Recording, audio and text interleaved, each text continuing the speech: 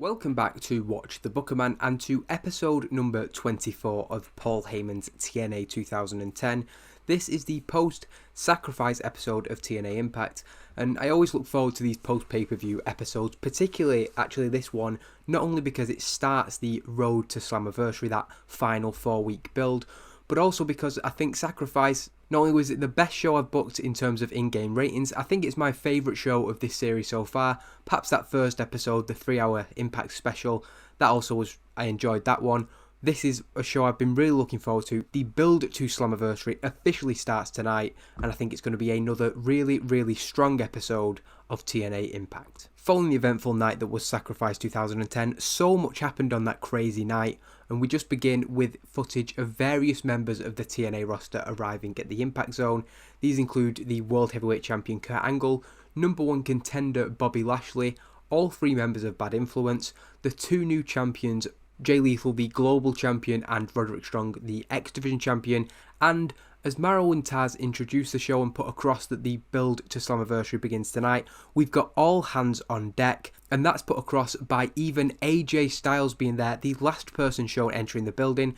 Surprising that he's there considering what happened on Sunday, the domination of him by Bobby Lashley. Many expected that he would not be at Impact, but on the contrary, he will appear tonight and he has a career-altering announcement to make. So it's not a particularly good segment to open the show. It hurts a couple of storylines and starts another one not particularly on the best footing, but that's not really what I'm worried about. It's just about giving the commentators time to talk about Sacrifice, the replay still available, etc, etc. It's almost just serving as a bookmark or a placeholder to say that officially, right now, this is the beginning of the biggest month of this company's year so far, and that is followed up with a very short match, a dominant victory for Bobby Lashley, who defeats Shark Boy in 2 minutes and 56 by submission. The first time in a while that we've seen Bobby Lashley win via submission, locking in that Dragon Sleeper hold, and Shark Boy has absolutely no chance. The 2 minutes and 56 is just entirely Bobby Lashley destroying Shark Boy. We had him win the main event of the previous pay-per-view in that unsanctioned match with AJ Styles, and we wanted to continue to build that momentum to keep the ball rolling, and I think a dominant victory should do just that. The commentators during the match putting over just how dangerous this man is. It's followed up with an excellent segment, an 85 rating, and following the dominant performance of Bobby Lashley, he is joined in the ring by Kurt Angle, the World Heavyweight Champion, coming down to the ring as Lashley stands tall. This marking the first official face-to-face between the World Heavyweight Champion and the number one contender. This is the main event of Slammiversary. Taz called it at Sacrifice. He was speaking a little bit too soon, but now he can officially say that this is the top match at that pay-per-view. Neither man looks set to make the first move. There's a tentative air as they face off, but Lashley eventually takes a microphone. Bobby Lashley tells Kurt Angle that the difference between them is that while Kurt Angle gets himself sidetracked sticking up for the likes of Shark Boy, he is focused only on dominating the competition. Kurt Angle disagrees with this and says that there is a difference between them, but the difference is this. He looks to the World Heavyweight Championship as he says that. The champ adds that he's been here every week since the start of the year, while Lashley has been splitting his time 50-50 between wrestling and MMA. Both are very high-level competitors, but for Kurt Angle, that is the difference between them. Kurt is 100% dedicated to wrestling, as he has been from the day he stepped foot in this business, and that'll show at Slammiversary. Bobby Lashley then leaves, having improvised well throughout the segment. Kurt Angle also improvised well. The commentary not particularly good, but it does gain heat to our World Heavyweight Championship storyline, which is now just between those two. And I'm really looking forward to the build between these two guys. I think they've got a great dynamic. They've both got similarities, but some very stark differences as well. And I think that's going to play into an excellent build and give us that huge fight feel for the Slammiversary main event. Returning from the break, Maro and Taz continue to discuss the events of Sacrifice and speak about a moment that wasn't captured by the live cameras. Footage from this incident was caught, however, but it begins halfway through the incident, the perpetrator already in the act. Furious following his loss of the Global Championship that he had clutched onto since January, and he wasn't even involved in the fall, which makes it even worse. Abyss is choking out Scott D'Amore as the cameras begin to follow what happened. He approached the former title holder to calm him down, and well, the footage shows us, and the trail that we see left in Abyss's wake, that was not a good idea.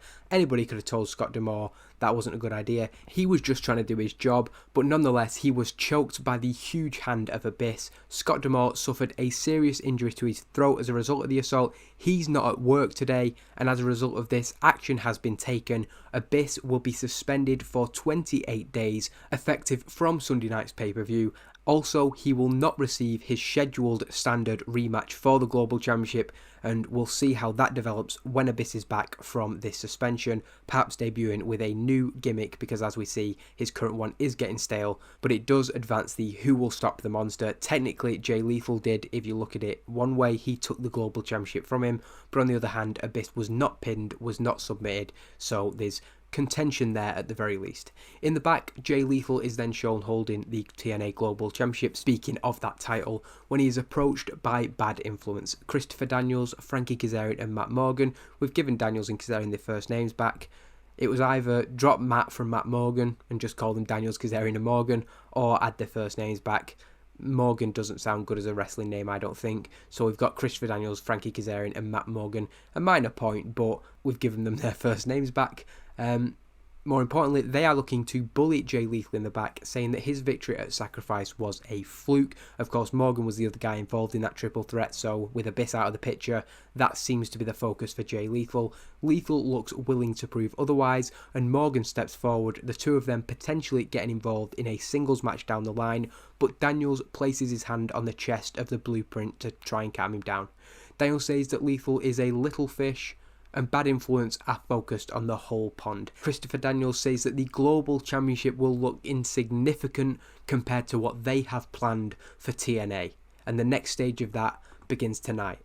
So Jay Lethal can hold on to that title for a little bit longer because they've got bigger things to deal with. When Bad Influence leave, Jay Lethal looks down to the title on his shoulder and does look a little bit concerned. The words of Daniel seemingly getting to Jay Lethal. Of course, he'll be determined to prove the trio wrong. Not only has he called it a fluke, he's also kind of belittled the title, saying Matt Morgan doesn't need it because they're doing bigger and better things. Not only is he insulting Jay Lethal, he's also insulting the title, and given what a big moment it was for Jay Lethal, he's unlikely to take that lying down. A decent segment, Jay Lethal doing particularly well in the segment by improvising, and we go then into the second match of the night. Hamada defeating Daphne fairly convincingly. This is a follow-up from what happened a couple of weeks ago on Impact. Daphne was defeated by Awesome Kong, which meant that her and Flash would not get a Knockouts Tag Team Championship match. Not only that, she has now been defeated by Hamada, so perhaps showing she isn't the best choice if Flash wants to look for a title run. She does, however, do better than Hamada in the ring, probably to do with her having considerably more overness than Hamada. It's really been a problem with Hamada, but the fact that Daphne is recognisable to fans and Hamada is unimportant is at least giving us the chance now to maybe build Hamada up and get her a better standing in the eyes of the fans. Nonetheless, it advances that storyline, which continues following the match with a decent segment. This storyline has been something that, of course, has caused problems. It fluctuates between the 30s and the 50s. As the new age head up the ramp, Alyssa Flash storms down to the ring towards her associate Daphne. Jimmy Jacobs stops Awesome Kong and Hamada as the Knockouts Tag Team Champions watch things unfold from the top of the ramp. For some reason, Jimmy Jacobs feels like this will be worth watching. Alyssa Flash takes a microphone and says that she needs a partner. Daphne has been put down, but she is stood up right now because Kong and Hamada could not keep her down. Flash needs a warrior beside her, somebody who will not give up. Daphne is inspired by these words, fired up. She is ready to join Alyssa in her challenge before she is dropped from behind by a mysterious woman. The woman rapidly lays into Daphne in the middle of the ring, a violent assault. It's kind of sloppy. She's not particularly connecting with every shot she does, but she is absolutely crazed. She's in a frenzy, and Flash does nothing as seemingly her partner is being attacked in the ring. She adds, Kong and Hamada couldn't keep you down, but Mischief can. Mischief then lifts Daphne to her feet, dropping her once more with a modified DDT. Flash and Mischief then stand tall, turning their attention to the new age and the Knockouts Tag Team Champions. We have an eyebrow raise from Jimmy Jacobs. He is certainly intrigued by the emergence of this new Knockout, but Mischief has joined the company. She seemingly is the new tag team partner of Alyssa Flash, and hopefully, in her eyes, they'll have a better chance of challenging the current champions better than she did with Daphne. So Mischief debuts a goth gimmick, and it's got a great rating, so a really good debut from her. Happy with the segment overall. Daphne and Flash both improvising well, the commentary giving it a boost, and a 50 really is I'm really happy with that as a segment. Hopefully we can keep the storyline at that level of heat, but it's a very good debut for her. An offbeat, unstable gimmick for Mischief. I don't know that much about her other than her look, and I've watched a couple of matches, but I know that she has a lot of history with Alyssa Flash or cheerleader Melissa, and that's what we're going to play into the storyline going forward. I'm really looking forward to that. A bit of a spoiler because it's not confirmed, but that will be the Knockouts Tag Team Championship match at Slammiversary, and we'll see how I build that over the next few weeks, of course. Mike Tenay then conducts a sit-down interview with the other half of that Knockouts Tag Team Championship match from Sacrifice, Sarita and Taylor Wilde, who, following that defeat, have agreed to part ways as a tag team, an amicable split. Tenay talks to them about their run as the first Knockouts Tag Team Champions in TNA. He also asks about their future plans. Both women insist that they will support each other in whatever way is necessary, and they're generally optimistic about their future in the Knockouts division. To their surprise, Mike Tenay reveals to them that the two of them will begin their singles runs next week against each other. Sarita and Taylor Wilde were not aware of this. This is the first they heard of it, and they asked Mike Tenay for more details. He says that he is just the messenger, but has been informed that things will become a lot clearer later tonight, or obviously this is a pre-recorded. Yeah, we'll say this was recorded earlier in the day, so later tonight he tells them things will become much clearer. Both women doing well, improvising, another solid segment, happy to see that. And like I've said, these two are going to be really good additions to the singles ranks of the Knockouts division. As we go then into a backstage segment, another time we are in the locker room. Brian Kendrick and Paul London have decided to confront Alex Shelley and Chris Sabin about their involvement at Sacrifice. The Motor City Machine Guns find it pretty funny that the Hooligans object to the fact that they were stopped from cheating. The Hooligans don't take kindly to this and say that they should be the tag team champions right now, and it's the fault of the Motor City Machine Guns that they're not. Things get heated, but other members of the roster are quickly on hand to come between the two sides. While Shelley and Sabin have their eyes on beer money, it seems clear that Paul London and Brian Kendrick are far from ready to just be pushed aside and to forget about the fact that they lost, losing heat to the best tag team in the world storyline, but 3 of the 4 improvising well, so not too many complaints. Jay Lethal then makes his first entrance as a global champion of TNA.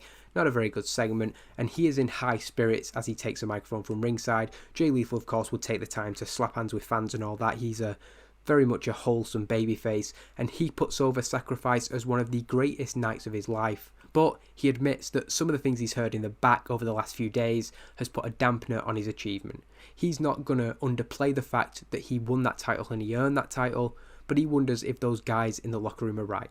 Was his victory a fluke? Was it just a case of being in the right place at the right time?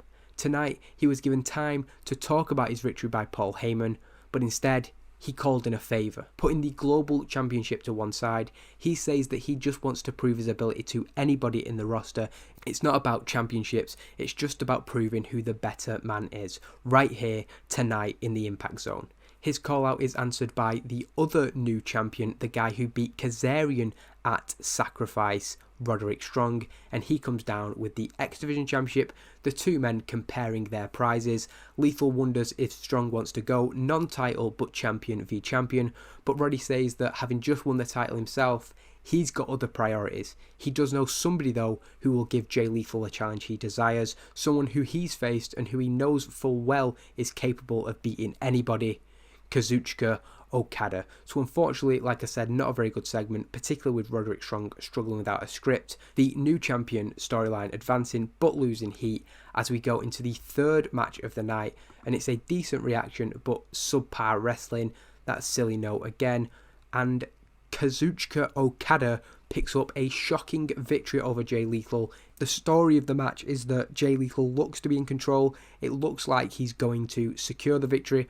It's a competitive match, don't get me wrong, but Jay Lethal seems to be going into that final mode of he's going to finish things off here. He goes to the top rope, but Okada's in-ring awareness means that he is able to avoid the elbow drop. Okada then hits a bridging German suplex and beats Jay Lethal. The high of winning the title at Sacrifice, chopped down by those words of the people in the back, and Jay Lethal's going to be feeling pretty low. The one saving grace is that he didn't put the Global Championship on the line. Having appeared, like I said, to be a step away from picking up that decisive victory in the match, Jay Lethal was left in shock at the defeat, the rug pulled from underneath him by Kazuchika Okada.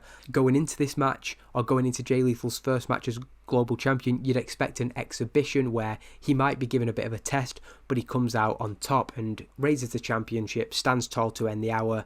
But we've turned that on its head a little bit and given Okada the victory, proving himself once again just weeks after defeating the now X-Division champion Roderick Strong.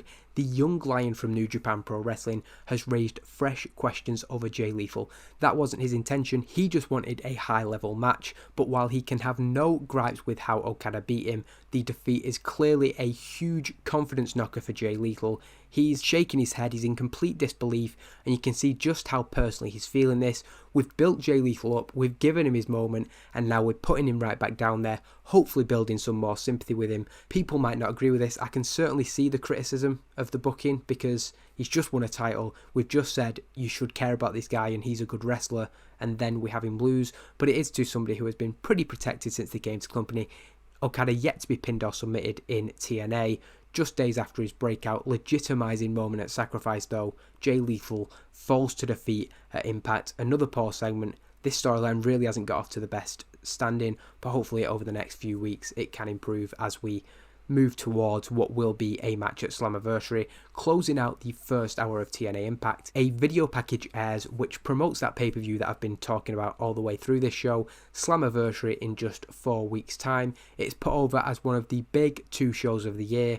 Footage from past events highlighting this importance, the biggest moments from Slammiversary that we've seen over the years. It is the anniversary show for this company, and after 8 years of TNA, they will return home. Slammiversary 8 will take place in Nashville, Tennessee, at the Nashville Municipal Auditorium. Bobby Lashley will challenge Kurt Angle in the main event of that show, with more matches to be confirmed as the weeks go on. I think that was a solid first hour of the build to the pay-per-view, and hopefully this second hour can be just as good and get people hyped for the big pay-per-view coming up in just 4 weeks time. And returning to that second hour, we have a segment that's probably been promoted throughout the night on commentary, but it is Tara's big announcement. She makes her way down to the ring, and following another successful defense of the title at Sacrifice, we're told that she will look to her next challenge right now, this time at Slammiversary. She says that a lot of the knockouts have come at her recently. There's a lot of new challenges emerging, but so far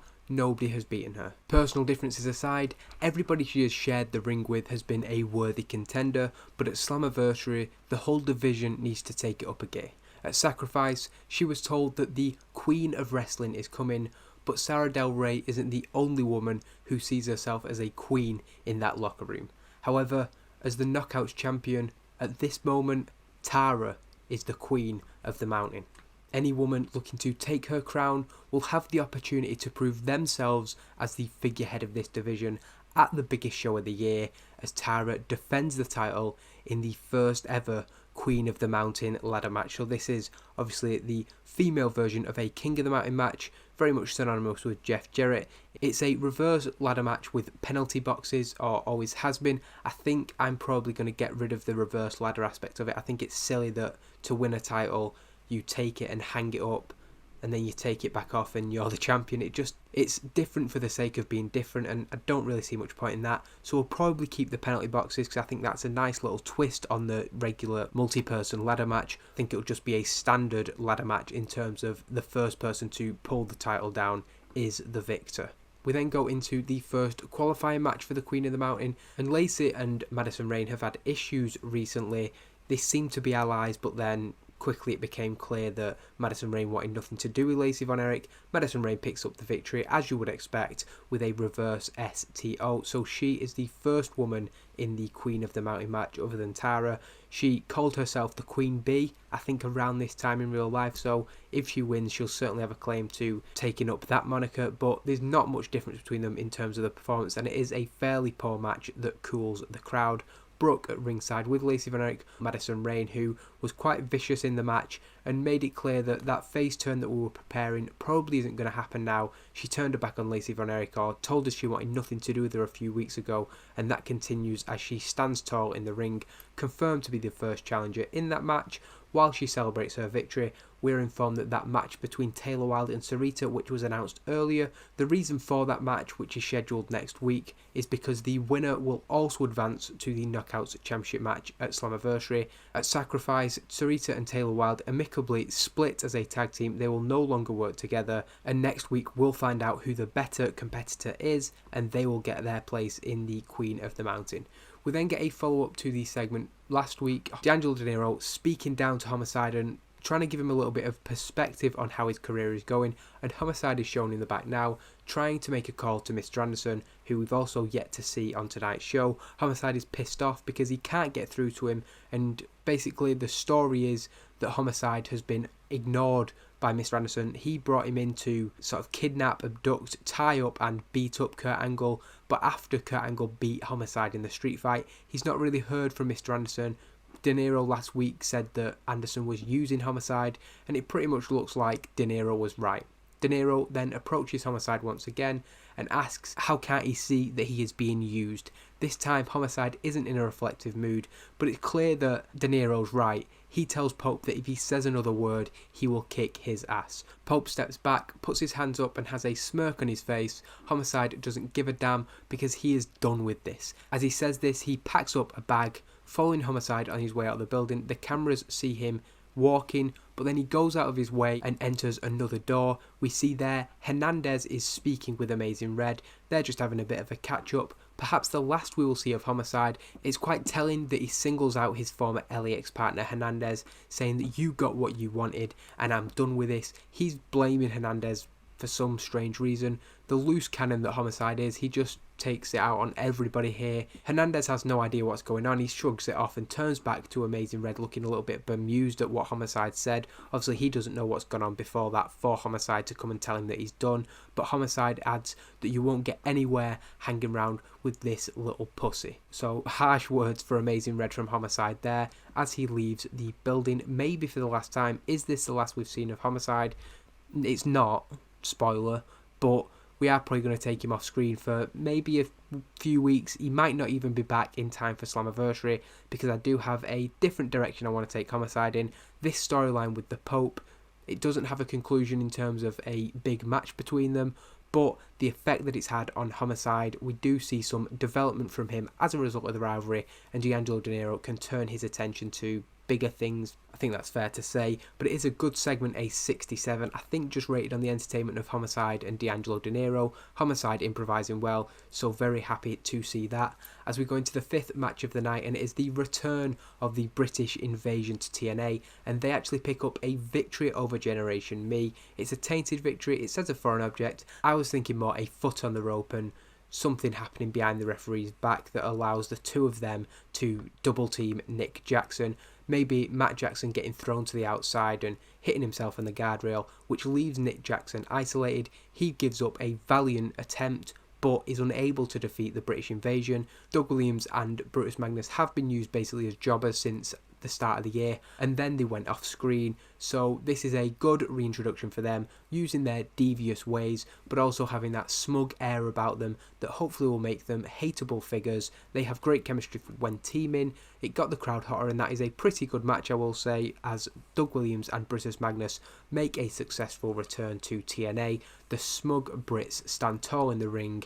They've been away due to issues out of their control, but their timeout has seemingly refocused them and they have a new tact. I'm thinking new gear as well. They had the Union Jack tights before, but I quite like the gear that Doug Williams went into when he had black, red and gold, so I'm thinking they debut new gear as well. It's a bit of a new look, a bit of a new gimmick, and hopefully the British invasion, a team that I'm a not a big fan of, but I was quite a fan of at the time, certainly. Hopefully we can make something of them. Generation Me aren't happy with how the match ended, but regroup on the outside as the British Invasion celebrate in the ring. We then go to the back with tag team action on the mind, and Beer Money are interviewed by Jeremy Borash. They comment on the issues between the Hooligans and the Motor City Machine Guns earlier tonight, and a little bit on what happened at Sacrifice, and they're happy to see those guys turn their attention to themselves, because that means that it's easier for them, divide and conquer. Robert Roode suggests that if those young punks had any brains, they'd be dangerous, but thankfully, that's not something they're going to have to worry about anytime soon, given the makeup of this tag team division. They go into Slammiversary as the World Tag Team Champions, and chances are they will leave with them too. Both guys improvising well. That is a very strong promo from them. Really happy to see that from the Tag Team Champions, the best tag team in the world storyline, advancing with this segment. I didn't really have much for them on the show, and I just thought them putting over their arrogant side, their feeling that they're better than the rest of the division. Obviously, we build them up. Eventually, when they get chopped down, when somebody eventually takes the titles from them, hopefully it will be a feel-good moment. And after what they did to win the titles with the Feast or Fired, if it's Motor City Machine Guns or if it's Generation Me, it should get a big pop when we finally take the titles from Beer Money. We have another video package now promoting the arrival of Explosion to Spike TV. Builders coming soon. The video package has some fast-paced music. It shows examples of some of the high-octane action. Particularly, it's going to try and focus on some of the lower card people, so some of the knockouts who aren't necessarily featured, some of the X Division guys, maybe some of the tag teams who have flitted in and out of prominence, and the idea is that when somebody isn't on Impact, we can put them on Explosion. The Explosion, as it aired in international markets, was half wrestling show and half sort of a backstage look. They had the spin cycle, and I used to really enjoy it.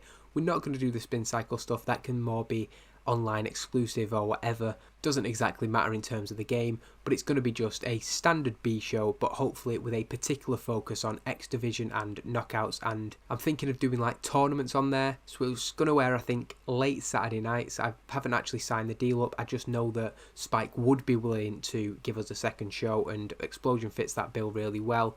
So while it did air at this time in international markets, I've not been booking it, and when it comes to Spike after Slammiversary, I will be trying to get deals with it for the rest of the globe, and yeah, it should be a good hour every week just to develop some of the people who aren't necessarily being featured at the time. I'm not going to do episodes dedicated to each Explosion, but after an Impact episode, when I normally go through and have a look at the ratings and everything, I'll just do a quick recap of what happened on Explosion, just go through the results as they show on the post-show recap. Lauren Brooks is then shown outside the locker room, and she is waiting for word, if possible, from AJ Styles ahead of his career-altering announcement tonight. Instead of AJ Styles, Lauren is met by D'Angelo De Niro. He just happens to come out of the locker room when she is there, and he says that AJ isn't in the locker room, but since she's put a microphone in his face, Pope has something to say.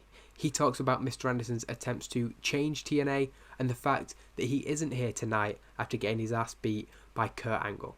Pope says that Mr. Anderson picked up Homicide when he needed him and dropped him when he thought that he didn't. De Niro has no sympathy for Homicide, don't get it twisted, but now Homicide is gone, it's just Rob Terry and Mr. Anderson. De Niro calls out Mr. Anderson to appear next week. He says that he should show his face, swallow his pride. Just because Kurt Angle made him tap doesn't mean he needs to go into hiding, and Pope wants to see him in the ring, man to man. So another good segment there. De Niro, superb working without a script, having the crowd in the palm of his hand the entire time, and it's just beginning the Mr. Anderson D'Angelo De Niro storyline that I've spoke about for a while. We want to build that to Slammiversary, and next week they'll have a face-to-face confrontation in the ring if Mr. Anderson decides to accept that call out. This is actually the main event. It's not a particularly good match. We will have mentioned it throughout the night, and there is a little bit of history between them. Going back to the Lethal Lockdown, there is some tension between them, but Desmond Wolfe picks up a fairly straightforward victory. It's a back and forth competitive match, but it's a clean, decisive win for Hernandez. Homicide told him basically earlier tonight that he'd gone a little bit soft and he wasn't what he once was. Homicide may have just been lashing out, doesn't mean anything, but given the year Hernandez has had, Matt Morgan turning his back on him, and Hernandez not really doing a great deal about it. Perhaps there is something to the fact that Hernandez needs to find that edge again. He's been Supermex, he's been a babyface, he's slapping hands with the fans, he's being a nice guy, but Is that what's best in terms of Hernandez advancing his career in TNA? That's something that he has to think about.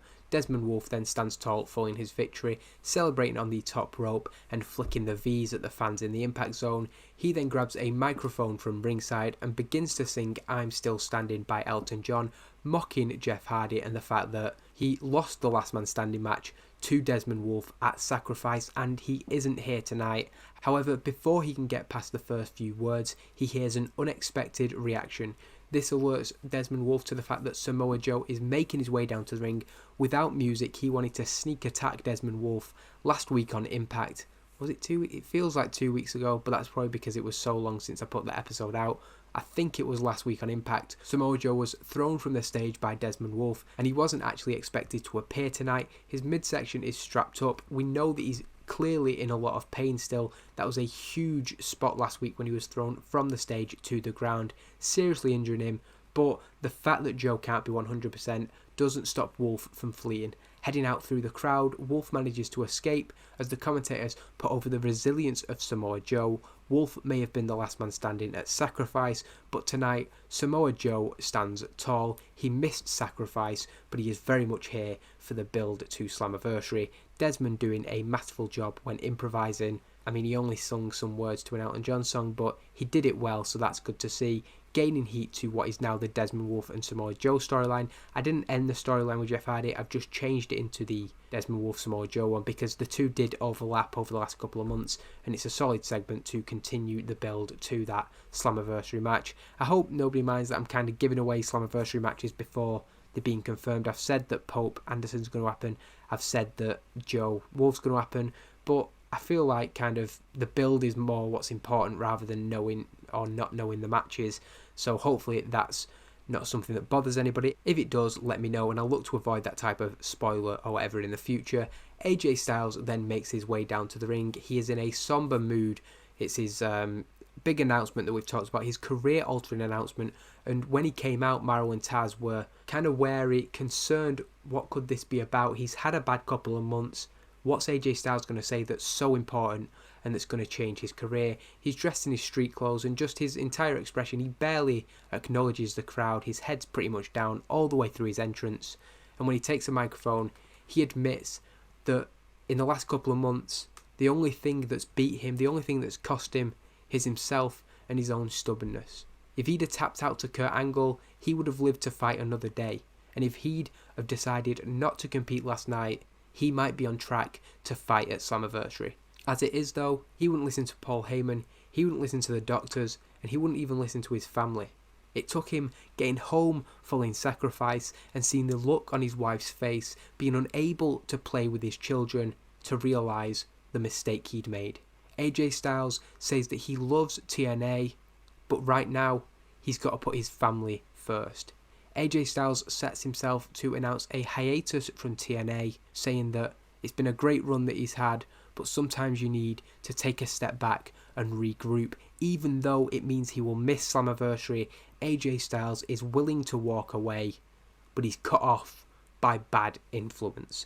Daniels, who has a hell of a lot of history, his former best friend, takes the lead and tells AJ Styles to leave and not come back. He's just come out to gloat. He's delighted to see that AJ Styles has been pushed to his limit. They don't need him anymore. AJ claims that this was the house that he built brick by brick, but they've already got a new face of TNA, and it's Christopher Daniels, and it's bad influence. Styles just keeps his head down. He doesn't have the fight to come back to Daniels, and he just looks in his eyes and shakes his head. He's saying, even you, Daniels, the dick that you've been to me for the last 6 months, please just don't do this now. AJ then turns to leave again, but Daniels says, hold on, you can't walk away, AJ. We won't let you. This is a bait and switch from Daniels as Kazarian kicks out the leg from AJ beneath him. He won't be able to walk away because they lay into his injured leg, beating him down. Bad Influence with a brutal and violent attack to end Impact. I feel like these next 4 weeks in a way are about putting over Bad Influence as a top heel act. with the three of them losing matches and not having the best records in 2010, we do really need to do a hard sell on them, really try and build them, and I think a brutal, violent assault on AJ Styles, which is punctuated by Kazarian and Daniels picking him up off the mat and Morgan knocking him out with a carbon footprint. Bad Influence stand tall to end the show. AJ Styles not moving. He does come out of this segment looking excellent and does a masterful job of improvising during his part of the promo. The colour commentary giving the segment a boost as we gain heat to the AJ's announcement storyline, which will change its name very soon, but it's a 64 rating, so not a really great way to start the storyline off. But we're bringing Daniels and AJ Styles' storyline back, which it might feel like it's retreading old ground, but I think the direction we're going to take it in on the build to Slammiversary is going to make sure that nobody's going to be upset by the direction that we go in, hopefully. Like I said, this segment was really about trying to hammer home that we're trying to establish Bad Influence. I can totally understand if somebody thinks that they're kind of a mid-card act. I've got 3 weeks to change your mind on that if that's the case, but it is a solid episode of Impact, a 72. Hopefully we'll hit bigger heights than that throughout the next few months. We get those notes about the popularity gain and loss, but it does increase our popularity in 24 regions. So overall, as a post-sacrifice show and a reaction to that, the build to Slammiversary beginning, as I've mentioned a number of times now, but very, very happy with that show. Sting thinks Chris Sabin's a natural talker. Good to see Sting, a legend like that, who I've been using mostly as a road agent. He's not getting bitter or anything. He's still bigging up the young talent. The ratings have gone down significantly in the last few weeks, which I'm not very happy about. But like I said, we are going to continue the build to Slammiversary now. The next show will be recorded tonight, but it will air the following Thursday. The other thing I was going to say was to just show the broadcasting deal. A few old broadcasters, Spike TV, negotiate, and the idea that if I wanted to get a new deal for Explosion... Oh. What? Oh, I've clicked the wrong one. Never mind. New deal for TNA Explosion, and they would be willing to give us like a late... Oh no, they're not even willing to give us late evening. So it'd have to be a late night slot, but I quite like the idea that it will give us a little bit more freedom to maybe do some more... I'm not really desperate to do any edgy storylines, but it will give us a bit more freedom to try stuff out. The minimum quality expected is 14, so we can pretty much do anything we want. We'll probably want more of a percentage than that, but they're willing to give us 25, so that should be okay. But Explosion is coming soon, after, of course, Slammiversary, and we've set a few things in motion for that. We've got the World Heavyweight Championship match already pre-booked. We've got the Queen of the Mountain match announced, which already contains Tara, Madison Rayne, and one of Sarita and Taylor Wilde. Next week's show we'll get another member of that match confirmed, as well as continuing the build to the rest of the pay-per-view. The reaction to AJ Styles being brutally assaulted by all three members of Bad Influence. Lots going on in this show, lots went on at Sacrifice. I'm really happy that we are gaining a little bit of momentum, stuff going down on every show, and the way I've planned out this next 3 weeks of TV, every episode I think will be a strong episode, and Slammiversary, I'm going to mention this a million times before the show, it's got to deliver now because I've hyped it up so much, but really looking forward to Slammiversary in 3 weeks' time.